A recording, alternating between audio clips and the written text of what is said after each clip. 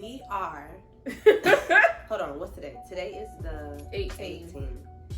Yesterday was the 17th. Thursday was the 16th. Thursday was the 16th. So before I say anything, I have to say how we are kind of full circle, even though it's not on the exact day. We are. Starting a new season, a new journey, because the 16th was our 1-year anniversary since we launched as Brown Skin Blueprint. And today it is the 18th, and we are beginning season 3. Yeah. So exciting. If you are new to the channel, I am Shawana Ward. And I'm Brittany Williams. And this is the Brown Skin Blueprint podcast. Period. We are so excited to have, I've been looking at the mic this whole time. That's okay. We are so excited to have you guys back. Yeah. I'm really excited about the topics that we chose for this season. As am I. I'm nervous because I just feel like every time we start recording, we're always in like the thick of something. This is really true. What does that mean? I don't know. And it's like we never, like our topics are always planned ahead. Right. So it's like we're never going to know that, but they just somehow always fall in line with what's going on. Yeah. Maybe it's that gift thing we got. I'm like super nervous. So, you want to introduce today's topic? So this is episode 1 of season 3. Obviously this is not a television show, so you don't have to start with season 1. However, if you would like to see our progression, I would say, we both have experienced significant changes since season 1. So if you want to start at season 1 and work your way up, that'd be phenomenal. But if not, yes, this is season 3, first episode, and our topic is making the right decision. So, I don't know about anybody else who's listening, but I just know that can be, that's a big part of how my brain works. Am I doing the right thing in the right time with the right people? And it can be very crippling, especially when you have anxiety, like we both have. Yeah. And so I'm glad that we're having this discussion, but I'm low-key scared too, because I don't know what's gonna come up. But it's important that we talk about it, because I feel like a lot of people either make decisions or don't make decisions the right way based off of fear. Very true. And I'm also going to go out on a limb and say that at least 75 of our personal conversations are usually rooted in our timing of a decision, how the decision is going to affect other people, not us, how other people are going to respond to our decision. Does the action match the situation? So I feel like that's how both of us are kind of like, what the hell? Because the bulk of our conversations about personal experiences, I feel like are rooted in, is this the right thing to do? Am I doing the right thing? How is everybody else going to be affected by our whatever decision?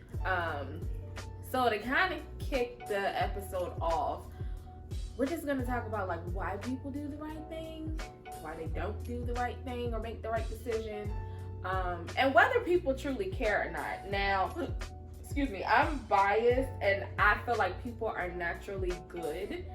I feel like life experiences alters their ability to make good decisions. So I kind of want to dive into that a little bit to kind of give a background and explanation of the episode and why, like you said, I feel like this is such a big thing for a lot of people and why we get stuck here a lot of the time.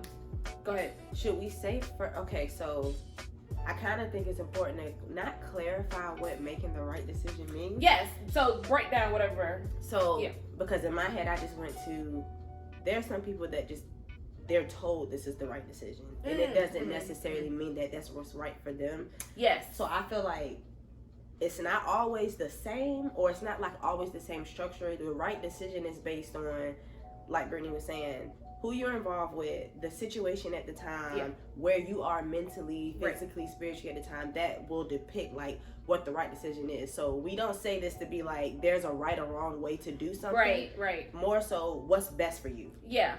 And sometimes what's best for you in that moment is not best for you long term. Mm-hmm. And saying that out loud is, ooh. I'm hitting some of my own triggers right now.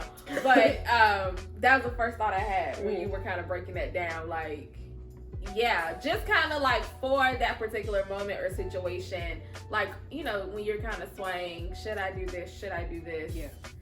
Yeah, because the situations are never usually perfect. There's always usually somebody that's going to suffer, or something that's going to suffer, or something or someone you have to sacrifice. So like Shawana said, there's never really like a right or wrong way. Sometimes there is, sometimes there isn't, but a lot of times it's just kind of based on where we at the moment. So in a perfect world, trying to make the right decision would be doing what's best for you. Okay. I would go as far as to say sometimes it can be a compromise if it's between you and somebody else, or like you in like a business or whatever. And by compromise, I think people fail to understand you're not going to get everything you want, and hopefully neither is the other person. So also not sacrificing everything on your end to make somebody else happy, but kind of just trying to find a happy medium of, okay, if I make this decision, this is going to be best for right now. I might lose this, but I gain this. They might lose this, but they're going to gain this. So these are like, when I say perfect world, I'm saying this is like as perfect as the situation can get. Which 90% of the time we're not in them kind of situations. Right. So I would say it involves a happy medium of some sort. What else do you think of when you think of making the right decision about something? I always think about what is my reason for making this decision. Okay. So I have found, especially recently, it's always fresh, a lot of my decision making, I'm a overthinker anyway, and I analyze everything, but I feel like a lot of the times the infinite, like the nail in the coffin indecision isn't always based off the rational stuff that I rationalize. It be based off of trying to survive, or it's based off me not having to come too far out of my comfort zone. Okay. So I feel like when I make decisions that are self-sabotaging, it's always out of either fear or...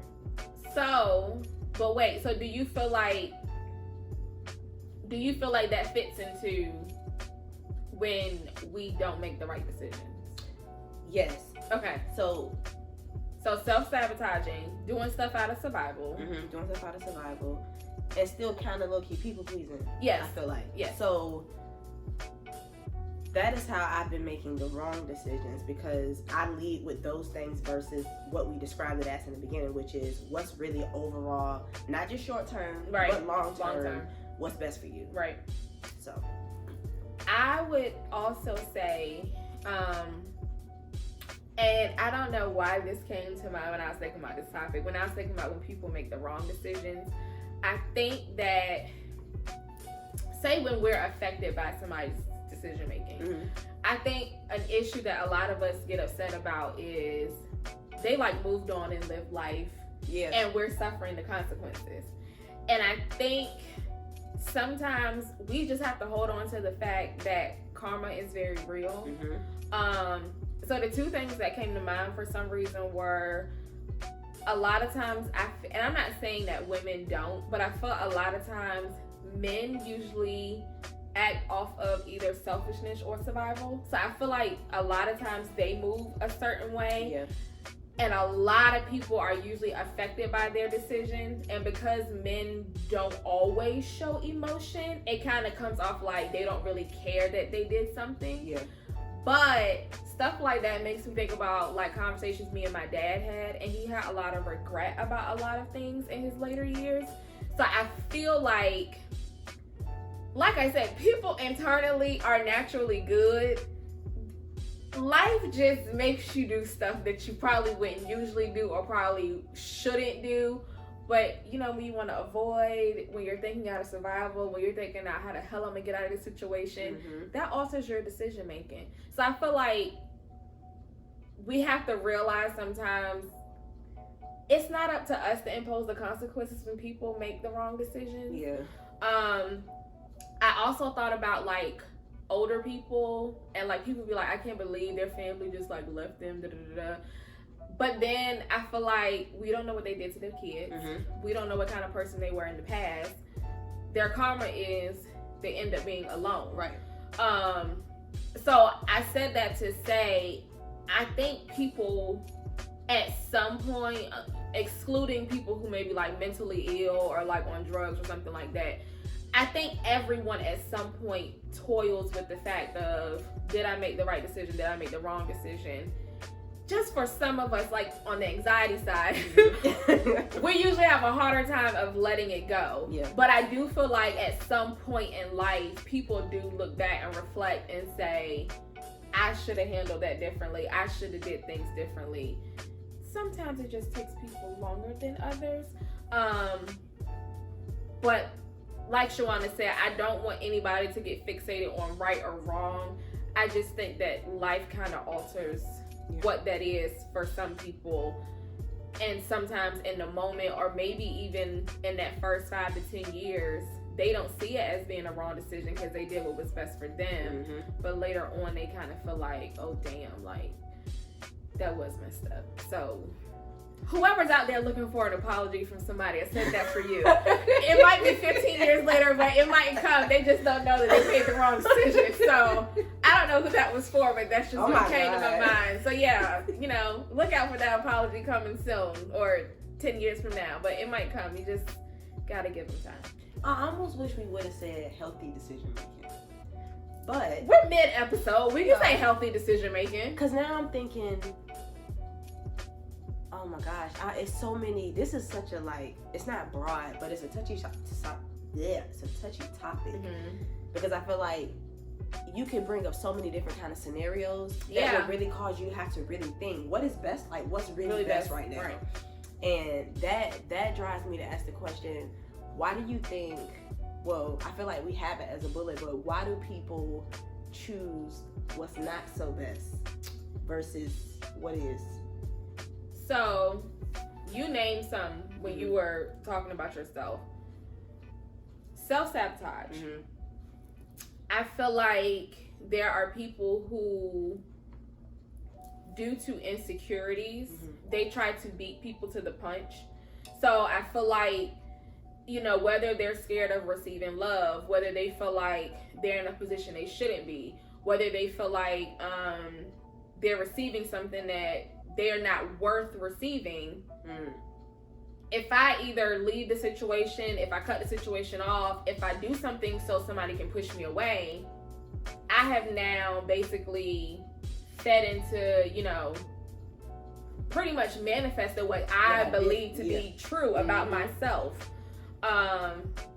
We can go on a tangent about mental health and substance abuse, but I feel like whenever you're not in the right state of mind, whenever your thinking is altered, just what is decision making? Like, real healthy? What is that? Like, I feel like that plays a major part. I feel like in families that plays a major part of, you know, a lot of our frustration, because it's something, especially, you know, among the Black community.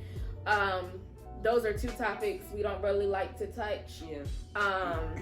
So we kind of let people be, even though everybody around them suffers. So they just don't make good decisions. And I'll say take that a step further. Enabling people. Yeah. If people feel like nothing's gonna happen, you know, based on their poor decision making, I mean, what am I gonna change it up for? Like, this works for me. And I know what the outcome's gonna be too. Yeah, It's like, somebody's gonna, like, you know, God got me, somebody got me. So I feel like that's another one. I like that you said survival earlier, because that could go so far. Mm-hmm. But even the fact of, like, people like stealing for like survival. Like, we always see, and don't get me wrong, there's people that steal for stupid ass reasons, like, you know, it's fun or whatever, being greedy. Mm-hmm. But there are real live legit people who steal for survival. That at the end of the day, is that a healthy decision? Absolutely not. Right. But that's something we have to consider. So I feel like, I don't know, like we keep going back to, it's a fine line sometimes in between what is the right decision for me now versus this is just poor decision making. Right. Because depending upon where you are in life and what the situation is, the poor decision might be the right decision to make. Exactly. Like, especially if you need something right then. Like, yeah, like, oof. If I need to survive, I don't know that lady that I feel like don't need that $100. I don't really know in that moment if I'm really concerned about that. Like, I need the money more than she do in my mind. So that's my decision making. That's my thought process. I also feel like survival, not that it's in a category of mental illness and substance abuse, but survival skews our perception of decision making. So I feel like it cuts off that part of, like, people who like rob stores and stuff. They know they can get caught. They know a lot of times there's a slim chance of them never getting caught because, like, cameras are everywhere and stuff. But it's like somehow that gets lost in translation, and because they need money in that instance, like, this is the best decision for me to make because I need money right now. So I just think I said all that to say, even though current day, thank God, we are not really in those kind of situations, but I think even with that or not with that, we are always in a situation of, how do you really know, or how do you get to the point where you're like, okay, this is the best decision for me to make? Because there's so many pieces to it. And I think that segues into being able to trust your intuition. Yes. I feel like if your lifestyle practices aren't healthy, it's hard for you to trust your intuition. Anxiety enough makes it hard because it's that those feelings, it makes you go back and forth in your brain about, right, can I really trust what I'm feeling? Right. Is this really what I'm feeling? And is this fear? Is this whatever? So I feel like when your lifestyle practices aren't healthy, it's very hard to gauge what's my intuition, what's just my thoughts, what is just, these are emotions that I'm feeling in this moment and not something urgent. So, because I was going to say, I know for me and a lot of other people who experience anxiety, a lot of the best decision making is based off of what's going to make me less anxious. Like, I know the outcome if I choose this path. I know the outcome if I go down this road. So even though it ain't even probably the most desirable one, at least I know what I'm getting into. Yes. And I feel like that could be a huge hindrance. Yes. So, I resonate with that so Jesus. Much. Oh my God. So being able to trust, like, you have to be in a place in your life, like, no matter where you are, where you know you better than anybody. And I feel like the only way you can do that really is to spend time with yourself. Like, we run from ourselves a lot more than I feel like we like to put on. Yeah. Especially because, you know, you get by yourself, that brain start going, those thoughts come in, those feelings come in, there's nothing you can do about it. So we busy ourselves, or we, you know, whatever. So But I just feel like it's so key. Like, and my thoughts behind that is, I feel like being spiritually grounded and being involved in things that we always say, like a broken record, being in therapy, depending on your situation, I just feel like even if you feel like life ain't even that bad for you, therapy is just good for everybody. It is. Because it helps you when stuff does come up, because it will. It helps you to be able to rationalize as well as trust your intuition. Like, a good therapist will always bring you back to, you can make the decision and you can see why this is best for you, and that all leads to being able to trust yourself. So I say all that to say, your lifestyle and your normal daily practices will always influence your ability to trust your intuition, which in turn yields your ability to make the right decision or do good decision making. So this leads to how do you know when it's like your intuition, or this is like a clear like path, versus this is like fear and anxiety, and I'm gonna make my situation in that rather than no, I'm gonna be okay? Because I resonate so much with that. If I can get rid of being worried about this, that is what I'm gonna do. Like, I'm just gonna make that decision even though it might not be the best one. So how do you get to the point where like that's not considered a healthy decision? Because technically it might not be, but if you're getting rid of anxiety, ain't that like healthy? See, it's slippery. It's so sticky. It's so sticky. I feel like for me, when it's my intuition, it's the way that it comes to me. So it might not be like this big thud, but it's just like it's an impact.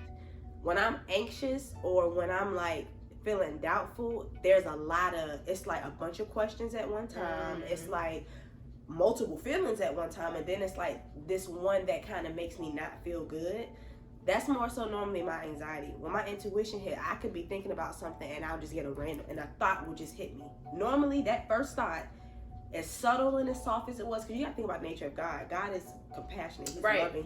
He's not forceful. Right. So it's normally a gentle bloop. And it's on me to be able to listen and hear that and implement it in my life and say, okay, this is my intuition talking to me, versus, because right after that, that's when the anxiety comes. That's when the multiple thoughts come, and then you forget about that. You forget about the sound still feeling that hit your gut, and then you just go to all the wild feelings. So for me, it's being okay. It's trusting myself to be okay with the subtle voice and not go with the loud voices. Because the loud ones are normally the anxiety. That's not normally my intuition. I'll say for me, I will usually know that I made an anxiety-based decision when after I make the decision, my anxiety increases. So it actually does the opposite of what I think is gonna happen. So in that moment, I think, okay, if I do this, this is gonna end the situation. This is gonna dead whatever is bothering me, and I do it, and then it's like the shit gets worse, and I'm just like, wait, hold on, this is not what was supposed to happen. Like, excuse me. I will say that time can be painful when you are dealing with anxiety, because it almost seems like your everyday life is consumed by something. So it's almost like, and people who have anxiety, or even if you experience anxiety in situations, it almost becomes crippling, because it's like no matter what you do, no matter how you try to unplug, it's almost like it just doesn't go away. Even if it goes away for a few hours, you like right back to the situation. You like, yo, what in the world is going on? I said that to say, a lot of times when I have just tried to calm myself down and I just have to sit with the situation, I feel like my decisions are usually better versus when I like rush into them to get something to be over or done or finished. So I think sometimes paying attention, like you said, to how you feel. And as uncomfortable as it is, kind of sitting in those emotions, I feel like helps, because then it's kind of like, okay, but for real, what can we do? Like, what can we really do? And then even, like you said, with therapy, sometimes you need somebody to ask you, like, but is this really a threat?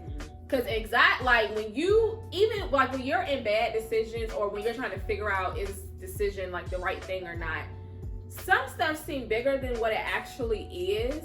And and we, like, run with it. Like, and vice versa. Yes. Oh my God, okay. It's like we try to either we minimize the wrong things or we make the wrong things big. So we have the whole, first of all, the situation not even really what it actually is. Like what it is when you break it down to fact, that has been scrambled at this point. So I feel like even with therapy and having somebody say to you, but is that really a threat? Like, what is the one thing my old therapist was notorious for asking me, like, what is the probability that that's gonna happen? Like, is it really a big chance that, like, what you think is gonna happen? And 9 times out of 9, I used to tell her, well, that's probably like a 10% chance, or like, no, that's probably not really gonna happen. But in my mind, me alone with my thoughts, that 10% that I told her was 90% in my mind. So I definitely feel like talking to a therapist helps with that. I feel like talking to other people, like sometimes you just have to have people who gonna tell you what you're saying does not make any sense. Don't say it that way. Would not recommend. My friends are used to me. Don't. My friends and family are used to me. Don't say that to your people. They might not like that. But just having somebody, you know, say, like, I hear you, that doesn't really sound rational. That doesn't really sound like, you know, like, are you sure you want to do that?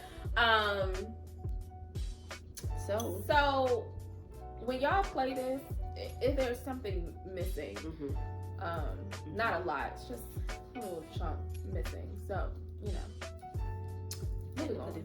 But anyway, so we might as well talk about our personal experiences with decision making. Yes. You want to start, Britt? Because I felt your emotions like slapped me. Like, please. Okay. So let me look at my notes, because I think this is where I made some notes. Okay. My issue with decision making and making the right decision and being worried about what I'm doing and who's affected. My stuff is rooted in disappointment. And I can't never get the statement right. But I was watching something, reading something, and basically they were like, a lot of the things that we struggle with as adults are things that, like, our parents kind of like either harped on or like made big. So it's kind of like that kind of sits with us. So my daddy was always big about disappointment. So anything I did, I always had in my head, like, I can't disappoint him. Yeah. That has not transferred to literally everybody else in my life. They may not have said it, but now I carry this burden of I cannot be a disappointment. My actions cannot disappoint. So a lot of times that is where my thinking comes from. Like, oh my God, if I do this, will this person be disappointed? Will I disappoint myself? So that usually transfers into anxiety of, how do I do this and make it right for everybody? Which a lot of times you cannot do that. That's not the case. And to a certain extent, even to alleviate or to get rid of the disappointment, I will self-sacrifice. Now, I have not done that, I'm proud to say, in like 2 or 3 years, but that used to be my way to go. Like, if I felt like this is going to lead to some kind of disappointment or issue, then I was just going to, you know, sacrifice my wants and needs so that everybody else could be good. I said all that to say, I have had to rewire myself because, as we have talked about in probably 98% of our episodes, we learn a lot of things as children. We internalize a lot of things as children, and then they show up in the weirdest places when we're adults.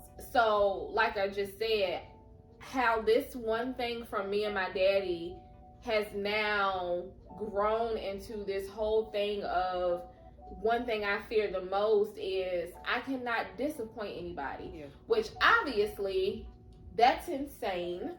That's a part of life. I can't make everybody happy. Somebody's not always gonna agree or understand my decision, and that's their business.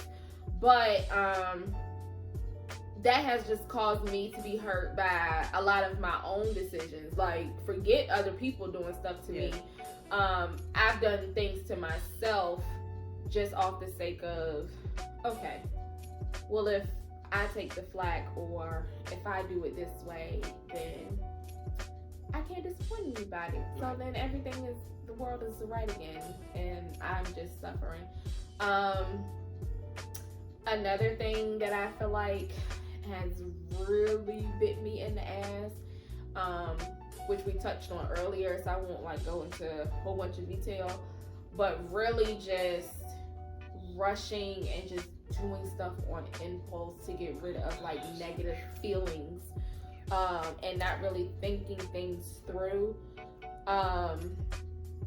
So just kind of sitting with stuff, even though it sucks, I just feel like it has been better for me, because if somewhere in my mind, if I do something, it's going to lead to something else, it's going to lead to something else, it's going to lead to something else. So to stop the thoughts, I just, boom. First thing on my mind, let's go with that. And it's usually not the best thing, and then I'm left with an even bigger situation to clean up. So I had to learn how to regulate my anxiety in situations, and yeah, like I said before, Brittany, is this threat really that big? Even if it is a threat, are you really going to be hurt by it? Just dealing with the fear of that. Is some physical harm going to come to you? Because at this point, if my feelings get hurt, yeah, all right. It's temporary. Yeah, it is what it is. I'll get over it. So I think sometimes just kind of putting that in my head, what the fuck? And giving myself grace, because I am notoriously hard on myself. Like I said on I think it's Reframing Our Thoughts episode, I don't really show that part of myself, but I have to check my self-doubt and insecurities a lot, because they what you call her, the loud voice, they talk with the loud voice, they scream to me. So I have to check them when I want to make decisions, because they for the quick, or even the vengeance and the this is gonna be the one that hurts them back, so do this. So sometimes I have to check that, because as bad as it hurts, I have to let karma do her thing sometimes. So it's not for me to blast anybody. That's what I'm struggling with right now. I can't blast nobody, it's just not in me. And karma does it better, I promise you. She really does. She really does. It does. She really does. Because karma knows what really, we don't know the depths of people the way karma knows the depths of people. So that's all I'm saying. And I feel like her timing is impeccable. That part. Because it's just shit just be coming up and you just be like, yo, I ain't even, what?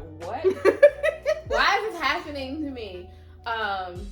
So yeah, I have to let things take its course in all aspects of myself, karma. I just have to let things be sometimes to figure out my decision making. Because if not, I'm usually on to my an apology. Sometimes myself.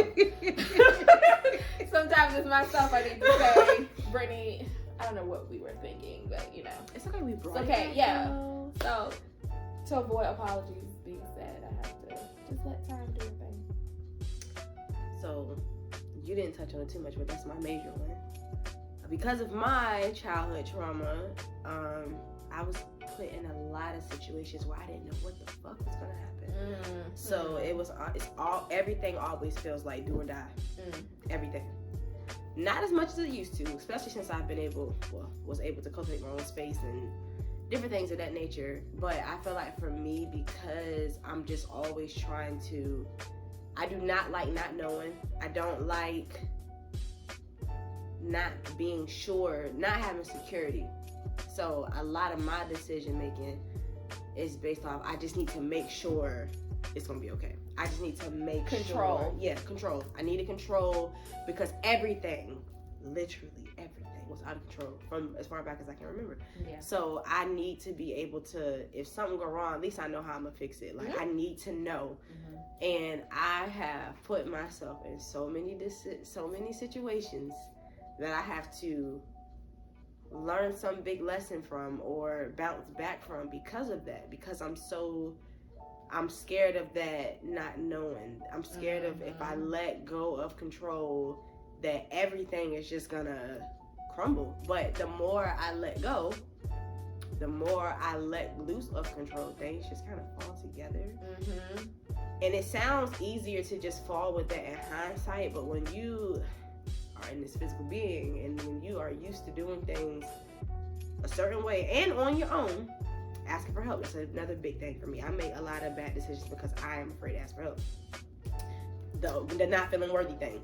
I'm just gonna keep shaking my head. I promise y'all this is not shade, but no, she's 1,000% right about herself. Yes. Yeah. And so because of that, that my decision making sometimes is just based off that when it should be based off what do you want long term. That's why I said I feel like I need to make a sticky note that says sit with it for a while. Even though I sit with it, before there was no sitting. There was no, we're not gonna process this feeling. I don't want to feel it. I'm not gonna feel it. And I was the pro at not feeling nothing what I do not want to feel. I can feel them good emotions. Yeah. I'm not feeling nothing I don't want to feel. Well, now I'll let myself feel it, but I still jump out of it.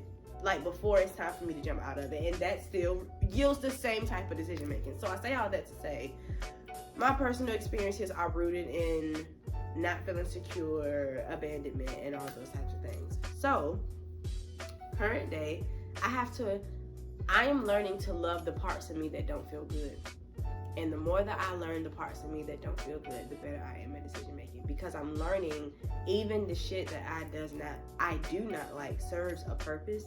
It's teaching me something. My body is trying to tell me something. I'm listening to my body. It's alerting me when I'm safe and when I'm not safe, and when it's just causing me to slow down. Like if you've been kicking it with us for the past 2 seasons, I think we talked about in the episode with Hillary just about how being on autopilot for so long, I'm like still coming out of it. That was Ezra's 8, so it's been 8 years of autopilot. Well, not 8 years. I'll say 6 years of autopilot. It's probably gonna take me a good 3 to get all the way out. We're going on year 2. We're coming in the middle of year 2. Yeah. So, my advice to anybody who may be experiencing the same type of poor decision making based off of the things that I've experienced, is to slow the fuck down. Slow down. That part. Sit down.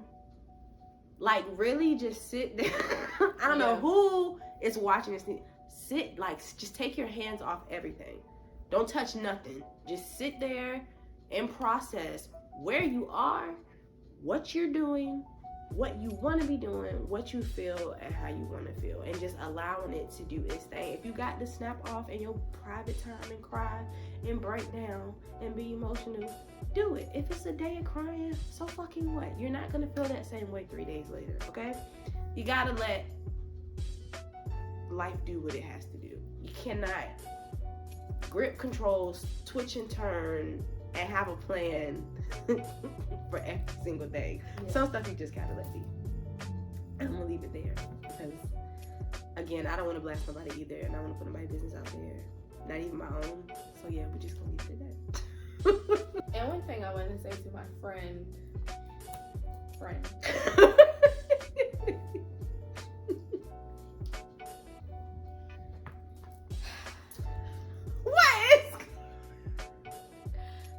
wanna just be like, I don't know what Brittany is about to say. She doesn't. I have no idea what she's about to say. Okay. I told her this before on an episode. You know how you've been around somebody for a while and you start to notice like their patterns? Every time before something happens, you get super busy. I do. You get like insanely busy, like to the point where I'm just like, what? How does she, like, what is she doing? Like, does she even sleep? So I always notice, I just be like, oh. What's about to happen? Because she running from something.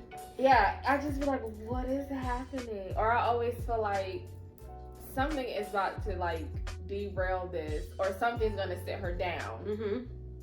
And I never usually know what it is, but it's always it's like autopilot. It's like either you have like tens of thousands of ideas, or you're like, oh, I'm doing this for this brand, or somebody reached out to me and I have to do something for them. And I just be like, what in the entire hell? I can pinpoint the exact time this shit happened this time around. The exact moment. I can pinpoint it. And it's just, this is how a conversation go. And I would just be wondering, I'd be like, what the fuck is going on? Just like when we went to brunch, I was like, I feel like you gotta tell me something, but I was like, I don't know what it is. So I always feel like something's coming. I just never know. Like I have to ask, because I was like. And I think in my own way, that's my way of, you wasted all this time, whatever the situation is. And it's like, it's almost like I'm trying to reclaim my time. Like I'm trying to make up for this stupid decision I made, or this or that. Instead of just sitting with the fact that, okay, I made this decision. Now I need to kind of process where this decision has put me and how I'm feeling about the decision. My reaction to realizing that I've made a decision is to work. It's to be productive versus, why don't you just stop everything? Slow down. Yeah. And that's what God told me when I moved out of where I was. Like, you just need to process where you are right now. Just slow down. You need to just process how you feel right now. You need to really like come to terms with like what's going on right now, because you're distracting yourself with all these other things. So mine is control. That's why I said control when she was talking. I have had a very hard time with accepting the fact that when I take my hand off of stuff and I be like, all right, God, no, for real. Like, I don't want no parts no more. Stuff like falls into my lap without me even trying. But it takes me so long to get there. I do not like not being in control. I don't like feeling like I don't have a say.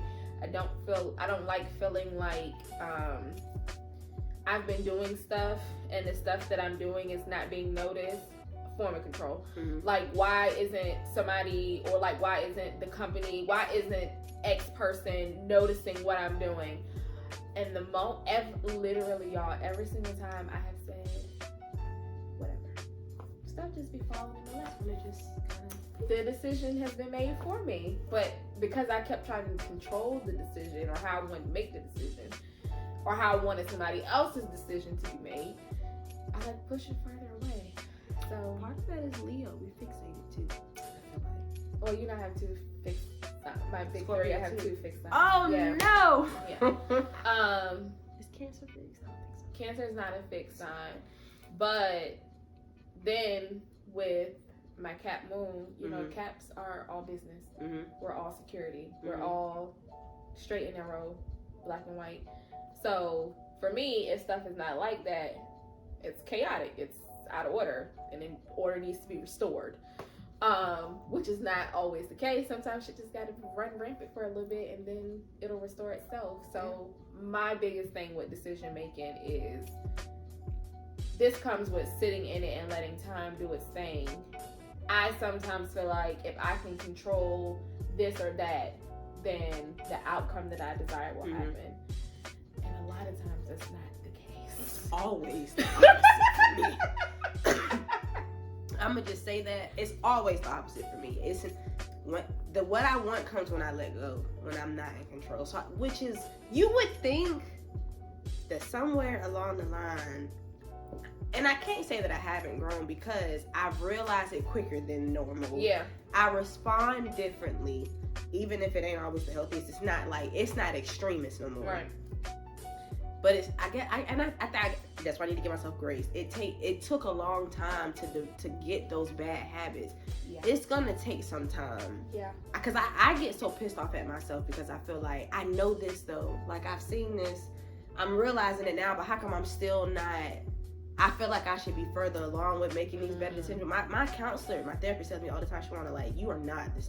You have grown so much and you don't even see it. So I think the more I can give myself grace, it probably will be easier for me to make decisions too. I'm just still so, like Brittany said, overly critical of everything. And if I could, the same way I'm so compassionate for other people, show myself that same grace. It takes time. Again, I'm getting better.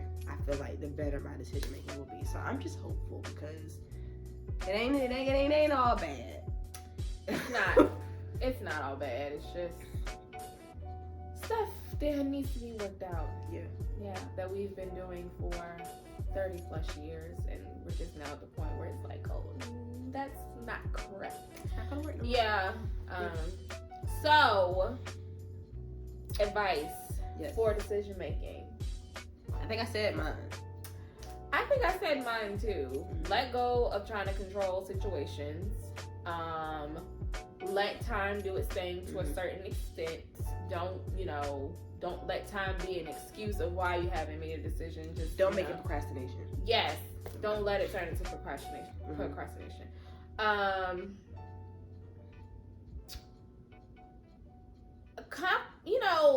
Consider what you can in a situation, but I think we have to be okay with the fact that everybody is not going to be happy. Yeah. Sometimes we just got to eat that. As hard as that sounds, what's best for us is not best for somebody else all the time, and it just is what it is. One thing that Shawana keeps saying, which I think is key, like long term for real, what does that look like? Yeah. Like, is this decision like for right now, like for this very minute, second, whatever, or if I look back on this 5 years from now, will I be like, you know what, I did, that was a good decision for me to make. And like we said in the beginning, situations, circumstances alter that, and that's not always possible. But for real, looking to the future, are you gonna be okay with what you did? And I said that to say, guilt and regret are two things that eat at people. I know it eats at me even when I shouldn't be feeling guilt or regret. So I think that even thinking in that aspect, is this something I'm gonna regret doing? Is this something that I'm gonna feel guilty about later on? That's something to consider. And I don't mean guilty in the moment. I mean 5 years from now, and am I gonna be, damn, I shouldn't have done that. Damn, I shouldn't have said that. So I think that's that. But please consult other people, healthy people who make good decisions. Don't consult people who make bad decisions to basically make you feel good about making your poor decision. Therapist, somebody, you feel like I can trust this person. Because sometimes you need somebody to talk you off the ledge, or to say, girl, give it like 2 more days and see what happens. Girl, don't say that. Yeah, I think that's my advice for decision making. Mine is the same advice. Only other thing I would add is just make sure that on top of that, you yourself are taking accountability to make sure that, again, your daily spiritual practices and your daily just routines period are healthy, and they're geared to make, putting you in a place where you can trust your intuition so that you can make these decisions, and so you know who the hell to talk to. So all that stuff just runs together. So just a reminder, your intuition does know best. You can trust it, but you gotta know it. And if you don't know it, if you don't know you, and you don't know you if you don't spend time with you, the same way you spend time with your loved ones, okay? You need to spend time with yourself, period. So that's all I have, Brie. So this is a great first episode. It was. We're glad to have An interesting conversation. We turned this camera off. But we glad that y'all But kicking yeah, it with us still. The part that you guys heard, I hope you enjoyed it. Yeah, so I don't know. We don't know when this is dropping, but yeah. Subscribe, comment, like, rate our podcast. Yes. Leave a review. Follow us at Brown Skin Blueprint on Instagram, literally everything. And we'll see you guys in the next episode. See ya. Thanks for kicking it with us.